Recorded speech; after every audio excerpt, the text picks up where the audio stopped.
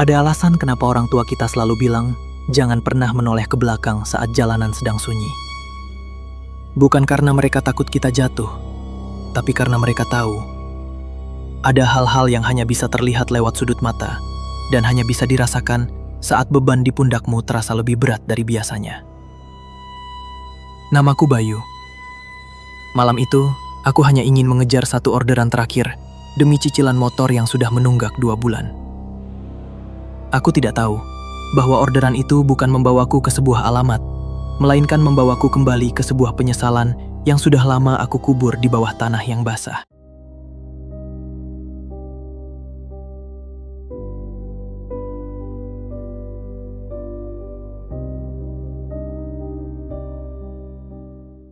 Malam di Jakarta tidak pernah benar-benar tidur. Tapi bagi Bayu, malam adalah waktu di mana kota ini terasa paling jujur. Jujur akan kesepiannya, jujur akan kerasnya. Bayu membetulkan posisi duduknya di atas jok motor yang kulitnya sudah mulai retak-retak di beberapa bagian. Punggungnya terasa kaku, seperti ada papan kayu yang dipaku di sepanjang tulang belakangnya. Sudah hampir 14 jam ia berada di jalanan. Ia menepi sejenak di bawah lampu jalan yang berkedip-kedip, mengeluarkan sebuah botol air mineral yang isinya tinggal 1/4. Airnya sudah hangat, terpapar panas mesin motor seharian. Tapi bagi tenggorokan Bayu yang kering, itu terasa seperti kemewahan. Ia merogoh saku jaket ojek online-nya yang warnanya sudah mulai memudar karena sering terpapar matahari dan polusi. Di sana, ada selembar kertas tagihan cicilan motor yang sudah lecek. Angka-angka di sana seolah menertawakannya, mengingatkannya bahwa besok adalah batas akhir. Satu lagi yuk, satu lagi aja. Bayu melihat layar ponselnya yang retak di pojok kanan bawah. Aplikasi ojek online-nya masih menyala, memancarkan cahaya biru yang kontras dengan kegelapan di sekitarnya. Matanya yang merah karena kurang tidur terus menatap peta digital yang sepi dari orderan. Di jam 2 pagi seperti ini, biasanya hanya ada orang-orang mabuk yang pulang dari klub malam atau pekerja gudang yang baru selesai shift. Tiba-tiba, ponselnya bergetar hebat. Sebuah notifikasi masuk. Ping! Bayu tersentak. Ia segera melihat layar. Sebuah orderan masuk. Jarak penjemputannya tidak jauh. Hanya sekitar 500 meter dari posisinya sekarang. Tapi yang membuat dahi Bayu berkerut adalah tujuannya. Sebuah desa bernama Desa Karangsunyi. Bayu sudah 3 tahun menarik ojek di daerah ini, tapi ia belum pernah mendengar nama desa itu. Ia mencoba memperbesar peta digitalnya, namun area tujuan itu hanya terlihat sebagai hamparan hijau gelap tanpa detail jalan yang jelas. Jauh banget ini mah, lintas provinsi. Harganya 3 kali lipat dari tarif normal. Angka itu cukup untuk menutupi kekurangan cicilannya bulan ini. Bayu terkiam sejenak. Logikanya mengatakan ini aneh. Siapa yang mau pergi ke tempat sejauh itu di jam 2 pagi? Dan kenapa tarifnya bisa setinggi itu?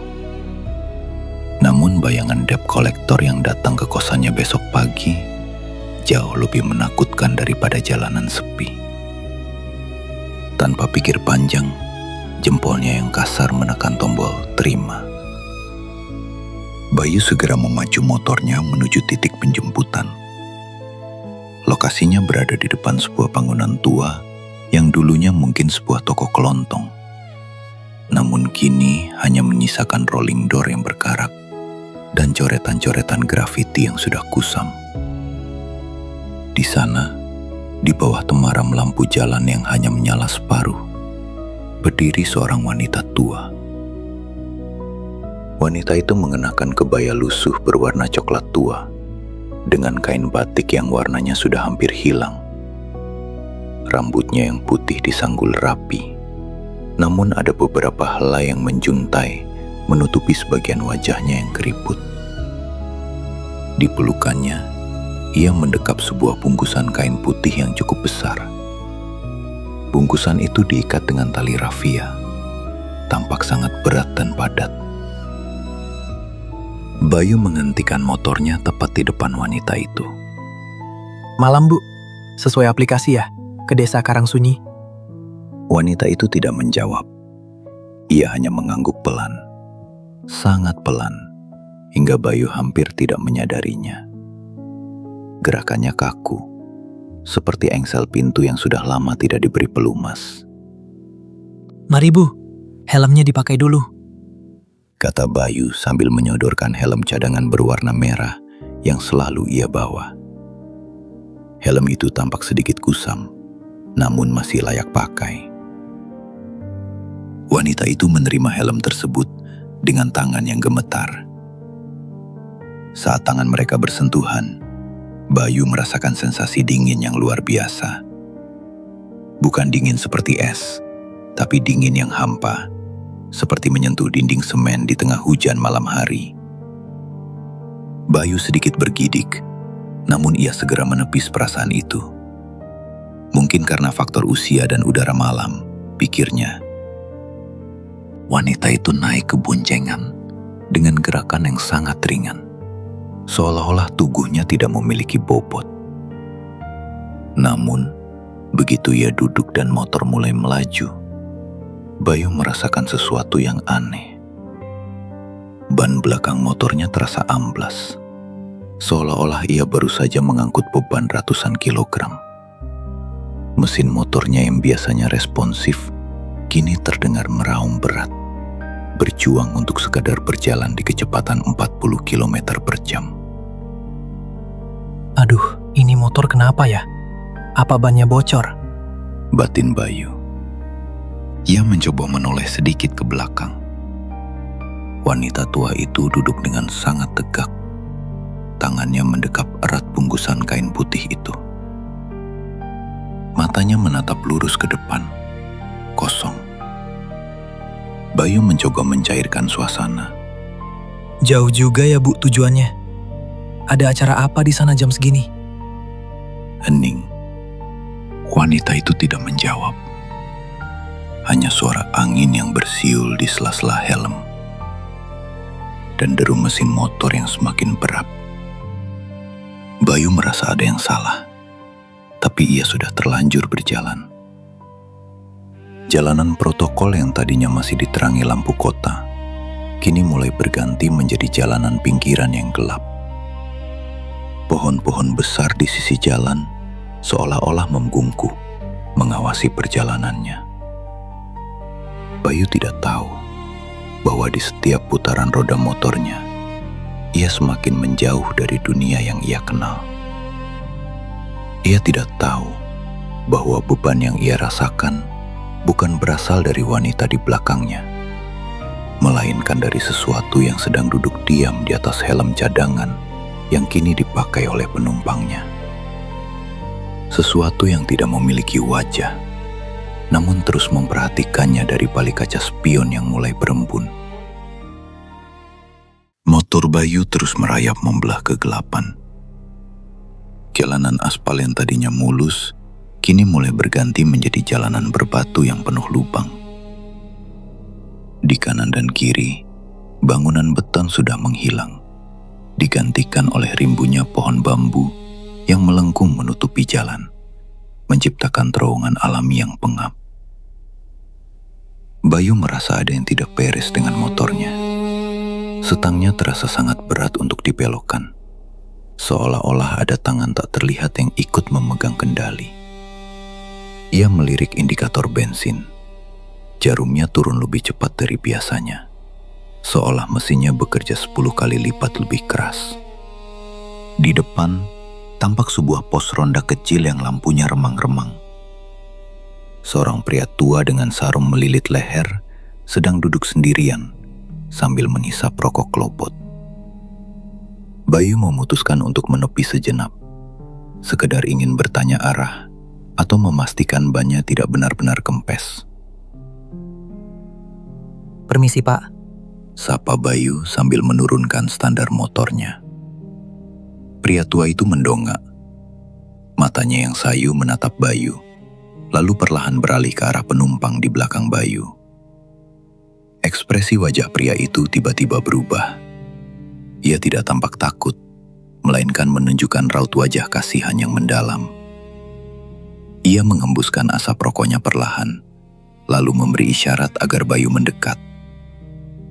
"Mau kemana, Le?" tanya pria itu dengan suara parau. Ke desa Karangsunyi Pak. Ini ngantar ibu ini. Jawab Bayu sambil menunjuk ke belakang dengan jempolnya. Pria tua itu terdiam sejenak, lalu berbisik sangat pelan, hampir tertutup suara gesekan daun bambu. "Dengarkan saya baik-baik. Kalau kamu mau sampai dengan selamat, ada hal yang harus kamu ingat. Di depan sana, kamu akan melewati persimpangan jalan yang lampunya tidak pernah merah, tidak pernah hijau, hanya kuning yang berkedip." Bayu mengernyitkan dahi. Maksudnya rusak Pak? "Bukan rusak. Memang begitu tempatnya," potong pria itu cepat.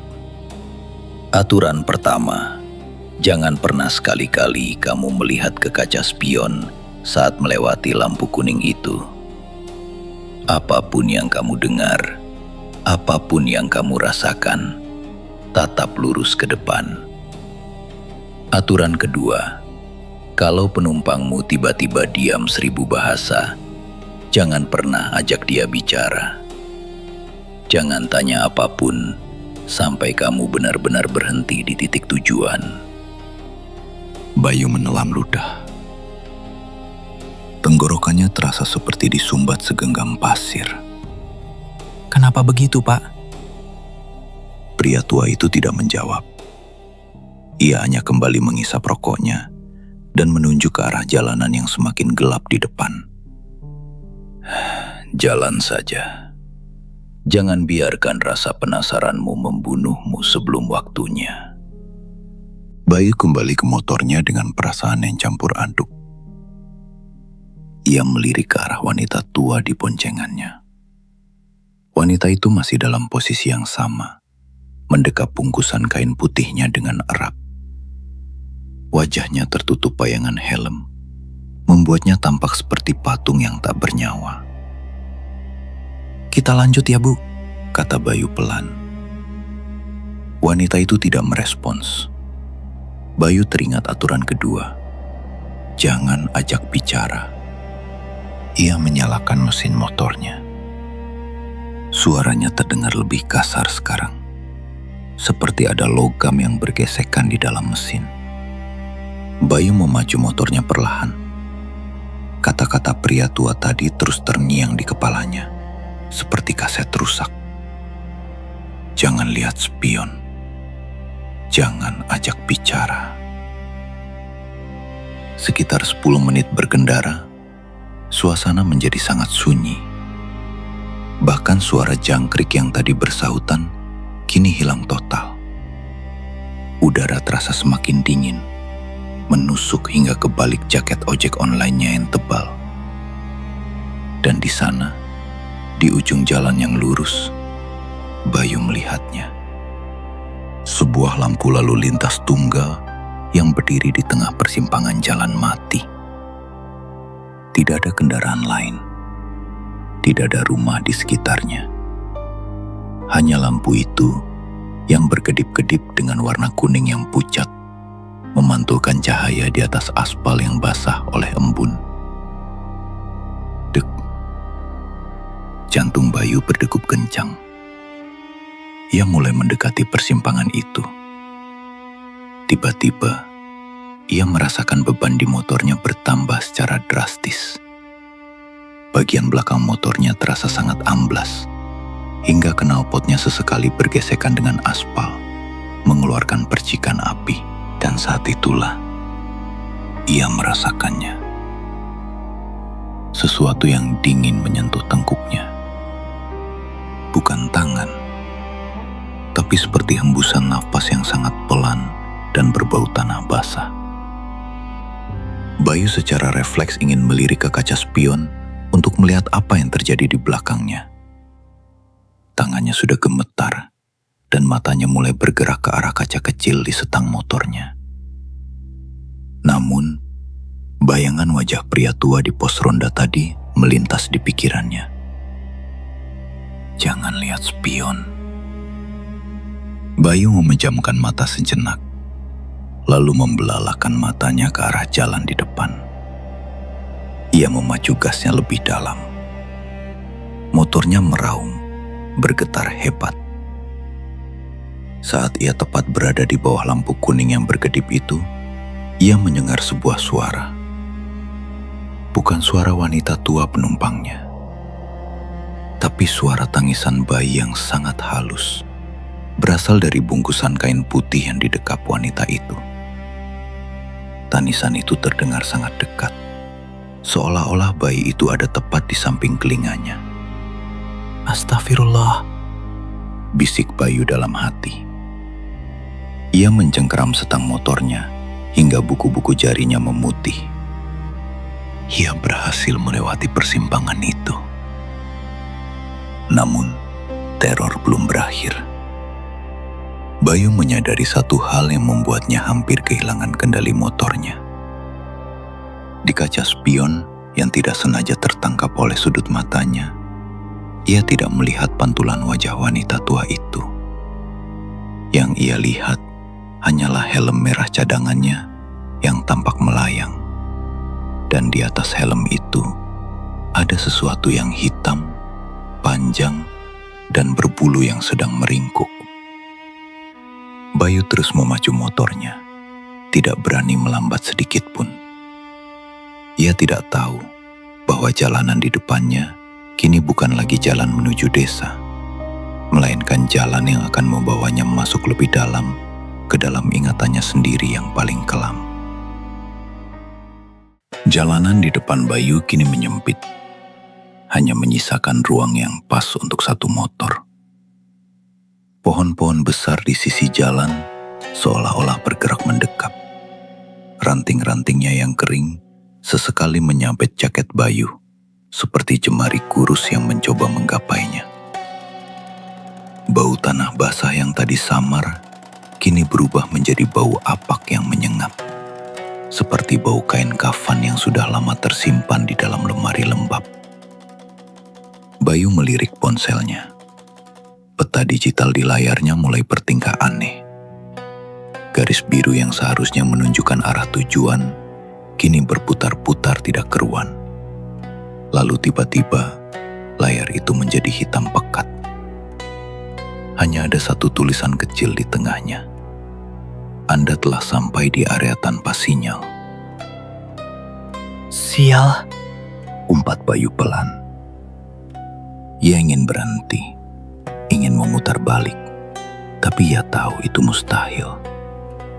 Jalanan ini terlalu sempit untuk memutar motor dengan beban seberat ini, dan kegelapan di belakangnya terasa jauh lebih mengancam daripada apa yang ada di depannya. Tiba-tiba, wanita di belakangnya mulai bergerak. Bayu bisa merasakan gesekan kain kebaya wanita itu di punggungnya. Dan kemudian, suara itu muncul lagi. Bukan lagi tangisan bayi, melainkan sebuah senandung. Suaranya rendah, serak, dan sangat melankolis. Sebuah lagu pengantar tidur dalam bahasa Jawa yang sangat kuno. Lelo, lelo ledung, tak puji dadi wong agung. Bulu kuduk Bayu berdiri tegak. Suara itu tidak terdengar seperti keluar dari mulut manusia yang hidup. Suara itu bergetar, seolah-olah berasal dari dalam dada yang sudah kosong. Bayu teringat aturan kedua. Jangan ajak bicara. Ia menggigit bibir bawahnya hingga terasa perih, mencoba menahan diri agar tidak berteriak meminta wanita itu berhenti bernyanyi. Namun, rasa penasaran dan ketakutan mulai berperang di dalam kepalanya. Bayu merasa ada yang salah dengan helm cadangan yang dipakai wanita itu. Helm itu terasa bergeser. Ia bisa merasakan pinggiran helm itu menekan pundaknya, seolah-olah kepala yang memakainya sedang bersandar di bahunya. Bu, kita sudah dekat ya? Bayu akhirnya melanggar aturan itu. Suaranya bergetar hebat, penuh dengan keputusasaan. Hening. Senandung itu berhenti seketika. Kesunyian yang mengikuti setelahnya jauh lebih mengerikan daripada suara apapun. Bayu merasa udara di sekitarnya mendadak membeku. Ia mencoba melihat ke depan, namun lampu motornya yang tadinya terang kini mulai meredup, hanya menyisakan cahaya kuning pucat yang tidak mampu menembus kabut tipis yang mulai turun. Tiba-tiba, motor Bayu terhenti secara mendadak. Bukan karena ia mengerem, tapi karena mesinnya mati total. Suasana menjadi sangat gelap. Satu-satunya cahaya berasal dari layar ponselnya yang masih menyala redup. Ayo dong, nyala, nyala. Bayu menekan tombol starter berkali-kali. Suara mesin yang mencoba menyala terdengar seperti rintihan di tengah kesunyian hutan itu. Di tengah usahanya, Bayu merasakan beban di boncengannya menghilang. Motornya tiba-tiba terasa ringan, seringan kapas. Ia menoleh ke belakang dengan cepat, lupa akan semua peringatan yang pernah ia dengar. Jok belakangnya kosong. Wanita tua itu hilang. Helm merah cadangannya tergeletak di atas aspal, beberapa meter di belakang motor. Namun, bungkusan kain putih itu masih ada di sana, tergeletak di tengah jalan, tampak sedikit terbuka. Bayu turun dari motor dengan kaki yang lemas. Ia mendekati bungkusan itu, didorong oleh rasa takut yang bercampur dengan rasa ingin tahu yang fatal. Dengan tangan gemetar, ia menyentuh kain putih itu. Kainnya terasa kasar dan dingin. Saat ia menarik sedikit ujung kainnya, jantung Bayu seolah berhenti berdetak. Di dalam bungkusan itu bukan berisi bayi, bukan pula barang berharga. Di sana, di bawah temaram cahaya ponselnya, Bayu melihat sebuah bingkai foto kayu yang sudah retak kacanya.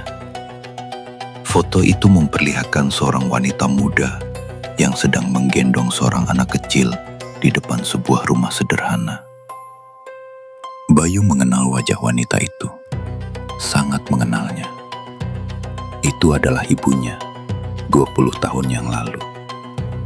Dan anak kecil di pelukannya adalah dirinya sendiri. Ibu, Bisik Bayu. Suaranya pecah. Tiba-tiba, dari arah kegelapan di depan, lampu merah persimpangan yang tadi ia lewati muncul kembali. Namun kali ini, lampunya tidak lagi kuning berkedip. Lampu itu berwarna merah darah, dan di bawahnya, wanita tua itu berdiri kembali, menatapnya dengan mata yang kini mengeluarkan cairan bening yang mengalir di pipi keriputnya. Wanita itu mengangkat tangannya, menunjuk ke arah sebuah jalan setapak kecil yang tertutup semak belukar. Pulang, Leh. Pulang. Suara itu bukan lagi senandung, melainkan bisikan yang langsung bergema di dalam kepala Bayu. Bayu terpaku di tempatnya berdiri. Foto di tangannya terasa seperti bongkahan es yang membekukan jemarinya. Bagaimana mungkin foto yang seharusnya tersimpan rapi di dalam lemari di kampung halamannya bisa berada di sini, di tengah hutan antah berantah, di dalam bungkusan yang dibawa oleh penumpang misterius? Ibu, ini nggak mungkin. Rintih Bayu. Ia mendongak, mencoba mencari sosok wanita tua itu lagi. Namun, wanita itu telah hilang di telan kabut yang semakin tebal. Lampu merah yang tadi menyala merah darah kini meredup, menyisakan kegelapan yang seolah memiliki massa, menekan dada Bayu hingga ia sulit bernapas. Bayu mencoba menyalakan kembali motornya. Kali ini, mesin itu menderu hidup dengan sekali tekan, namun suaranya terdengar berbeda. Lebih mirip seperti suara tangisan yang tertahan. Ia segera naik ke atas motor, tidak peduli lagi dengan helm cadangannya yang tertinggal di aspal. Ia hanya ingin pergi dari tempat ini. Namun, saat ia memutar gas, jalanan di depannya berubah. Aspal berbatu itu kini berganti menjadi jalanan tanah merah yang sangat ia kenali. Di sisi kiri dan kanan, bukan lagi pohon bambu, melainkan deretan pohon kamboja yang bunganya berguguran, menutupi jalanan seperti karpet putih yang berbau kematian. Ini jalan menuju makam desa, Bisik Bayu. Jantungnya berdegup kencang hingga telinganya berdenging. Tiba-tiba beban berat itu kembali. Motornya amblas seketika. Bayu bisa merasakan sepasang tangan yang dingin dan keriput melingkar di pinggangnya. Pelukan itu sangat erat, sangat posesif, seolah-olah tidak ingin melepaskannya lagi. Bau tanah makam yang basah kini memenuhi rongga hidungnya, membuatnya mual. Jangan menoleh, Bayu. Jangan menoleh.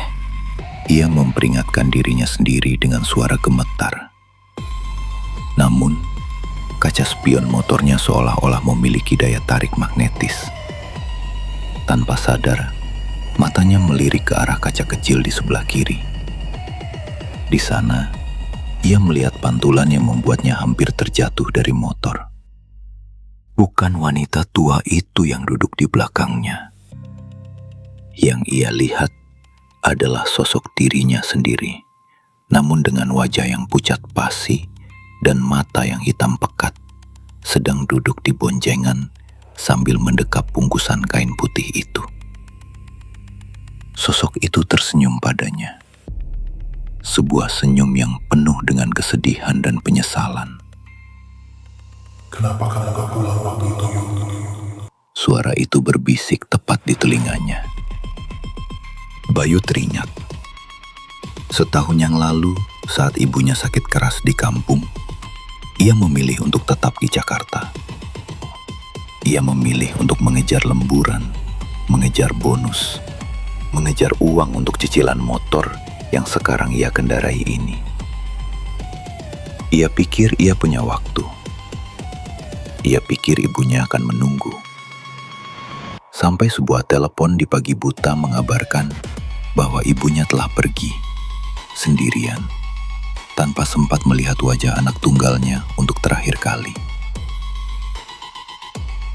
Maafin Bayu, Bu. Maafin Bayu. Tangis Bayu pecah. Air matanya mengalir deras, membasahi pipinya yang dingin. Motornya terus melaju tanpa ia kendalikan. Cahaya lampu motor kini menyorot sebuah gerbang kayu tua yang sudah lapuk. Di atas gerbang itu tergantung sebuah papan nama yang tulisannya sudah memudar. Namun Bayu bisa membacanya dengan jelas. Desa Karangsunyi. Di balik gerbang itu tidak ada rumah, tidak ada kehidupan. Hanya ada ribuan nisan yang berdiri bisu di bawah cahaya bulan yang pucak. Dan di tengah-tengah pemakaman itu, sebuah lampu lalu lintas berdiri tegak. Lampunya berkedip kuning. Kuning. Kuning. Seolah-olah sedang menunggu kedatangannya. Bayu menyadari bahwa desa Karangsunyi bukanlah sebuah tempat di peta. Itu adalah tempat bagi mereka yang pergi dalam kesunyian dan bagi mereka yang tertinggal dalam penyesalan yang tak berujung. Tiba-tiba, Motornya berhenti tepat di depan sebuah gundukan tanah yang masih tampak lebih bersih dibanding yang lain. Di atas nisan kayu itu tertulis nama ibunya. Wanita tua itu turun dari boncengan. Ia berdiri di samping makam itu, lalu perlahan membuka helm merah yang ia kenakan. Saat helm itu terlepas, Bayu tidak melihat wajah yang menyeramkan. Ia melihat wajah ibunya yang sedang tersenyum lembut, persis seperti saat ibunya melepasnya pergi merantau 3 tahun lalu. Sudah sampai, Leh. Ucap ibunya pelan. Bayu jatuh terduduk di atas tanah yang lembab. Seluruh kekuatannya seolah menguap, meninggalkan tubuhnya yang gemetar hebat. Di depannya, sosok ibunya berdiri dengan cahaya rembulan yang menembus tubuhnya yang mulai transparan. Tidak ada rasa takut lagi. Yang tersisa hanyalah rasa sesak yang menghimpit dada, lebih berat dari beban gaib yang ia bawa sepanjang jalan tadi. Ibu, kenapa ibu ada di sini? Suara Bayu parau, nyaris hilang di telan angin malam yang berdesir di antara nisan. Ibunya tidak menjawab dengan kata-kata. Ia perlahan meletakkan bungkusan kain putih itu di atas gundukan tanah makamnya sendiri. Dengan gerakan yang sangat halus, ia membuka ikatan tali rafia yang membungkus kain itu. Bayu merangkak mendekat. Matanya tidak lepas dari bungkusan itu. Saat kain putih itu terbuka sepenuhnya, isinya bukan lagi foto tua atau barang-barang dari masa lalu. Di dalamnya terdapat sebuah jaket ojek online yang sudah robek-robek dan berlumuran noda gelap yang sudah mengering, serta sebuah ponsel dengan layar yang hancur total. Bayu tertegun. Ia melihat jaket itu, lalu melihat jaket yang sedang ia kenakan sekarang. Keduanya identik. Ia meraba dadanya, mencari lubang atau luka. Namun ia tidak merasakan apa-apa selain rasa dingin yang hampa. Ibu, apa maksudnya ini? Tiba-tiba, memori yang selama ini ia tekan jauh ke dalam alam bawah sadarnya meledak seperti bendungan yang runtuh. Bayu teringat malam itu. Malam di mana ia mengejar orderan terakhir dengan kecepatan tinggi karena takut terlambat membayar cicilan. Ia teringat lampu kuning yang berkedip di persimpangan jalan yang sepi. Ia teringat sebuah truk yang muncul tiba-tiba dari kegelapan dan suara dentuman logam yang memekakan telinga. Ia teringat rasa sakit yang hanya sekejap sebelum semuanya menjadi sunyi. Aku sudah nggak ada, Bu. Bisik Bayu. Suaranya bergetar, menyadari kebenaran yang selama ini ia tolak.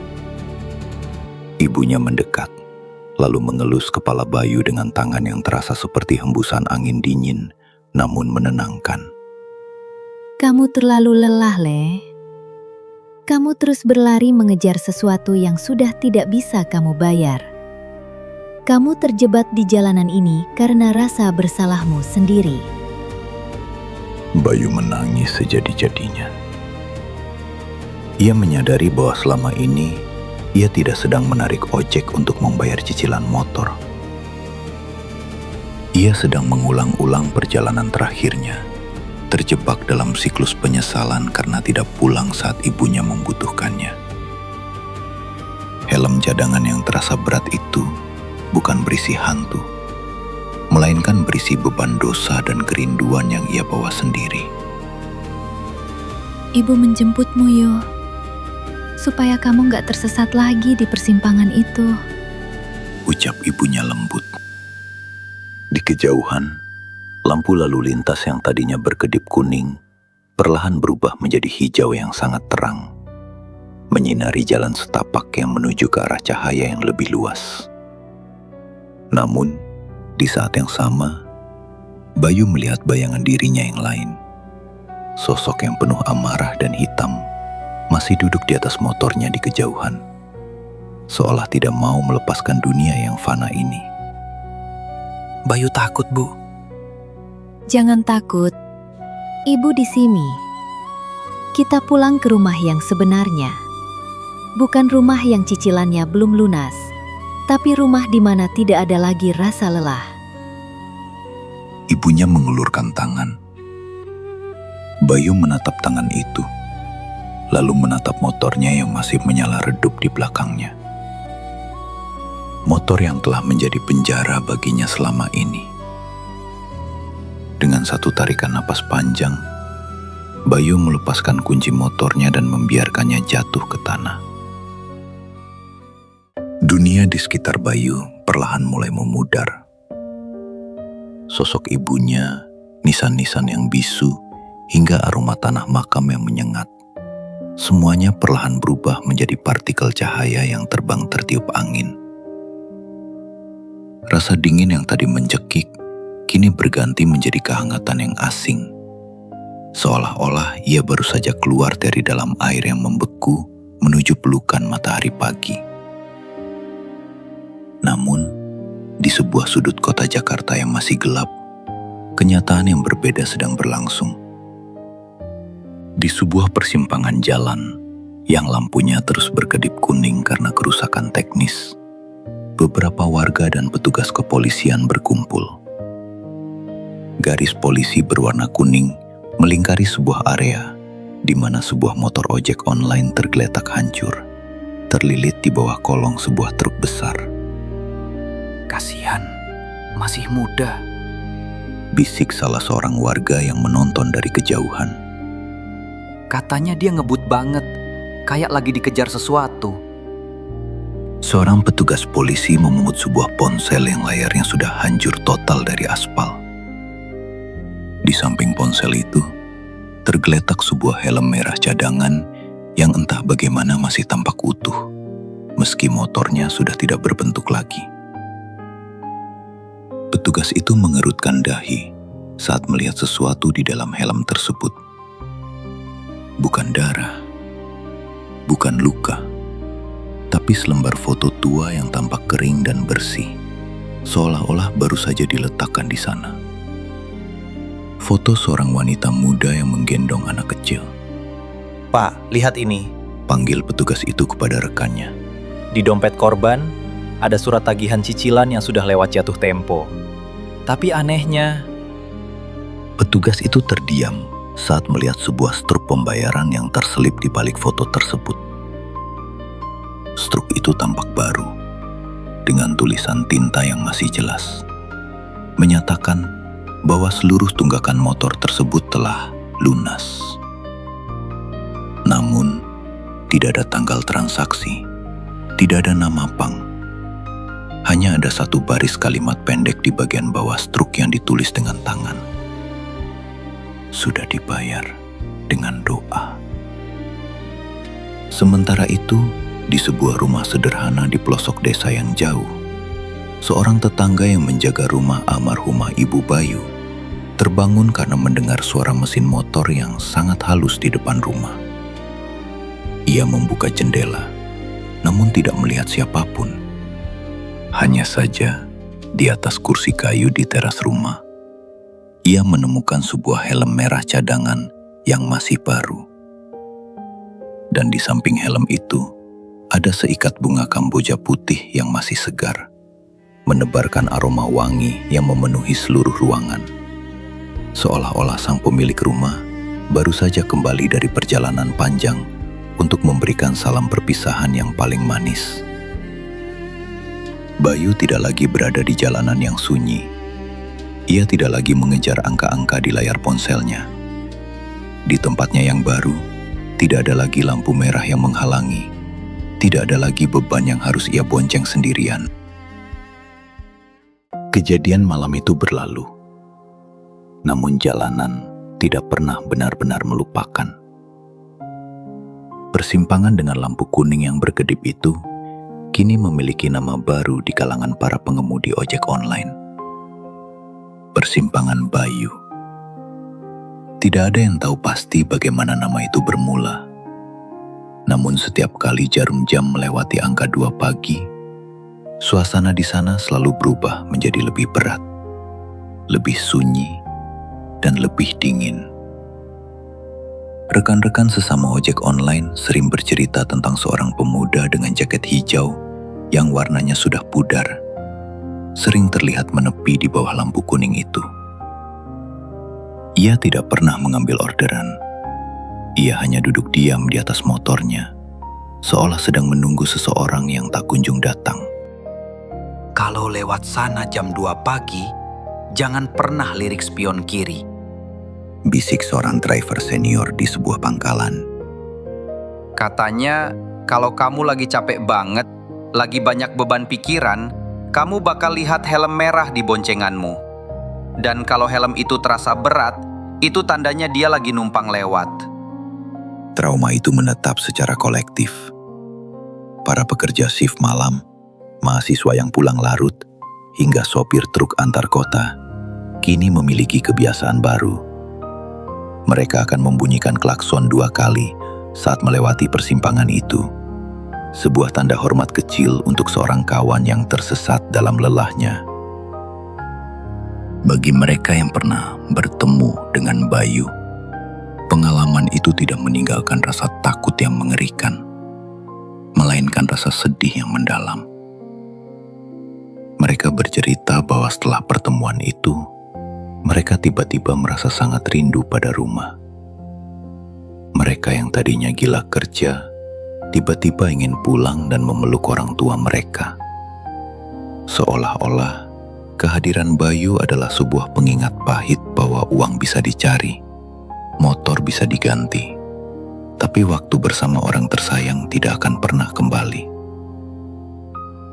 Hingga hari ini, helm merah cadangan milik Bayu konon masih sering berpindah tempat.